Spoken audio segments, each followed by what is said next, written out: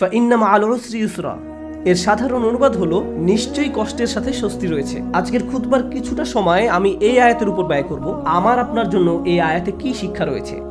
প্রথমে এই আয়াতের আরবি ব্যাকরণগত দিক নিয়ে আলোচনা করতে চাই। আপনাদের মাঝে যারা আরবি ব্যাকরণের সাথে পরিচিত তাদের জন্য বলছি, এখানে মুবতাদা হলো ইউসুর। ব্যাকরণগত দিক থেকে এই বাক্যের শুরু হলো স্বস্তি। যখন আমরা বাংলায় অনুবাদ করি তখন বলি নিশ্চয়ই সকল কষ্টের সাথে স্বস্তি রয়েছে, কিন্তু ব্যাকরণগত দিক থেকে সবচেয়ে শুদ্ধ অনুবাদ হলো স্বস্তি রয়েছে কষ্টের সাথে। এই বাক্যের ফোকাস হলো স্বস্তির উপর, কষ্টের উপর নয়। এখানে ইউসুর বা স্বস্তি হলো মুবতাদা। ব্যাকরণগত দিক থেকে এটাই বাক্যের শুরু। এটা কেন গুরুত্বপূর্ণ? কারণ আল্লাহ আমাদের মনোযোগ স্বস্তির উপর রাখতে চাচ্ছেন, কষ্টের উপর নয়। সহজ সময় বা স্বস্তি হয়তো পরে এক সময় আসবে, কিন্তু আল্লাহ চান আমরা যেন আমাদের মনোযোগ সামনে যে স্বস্তিদায়ক সময় আসছে তার উপর রাখি, এখন যে কষ্টে আছি তার উপর নয়।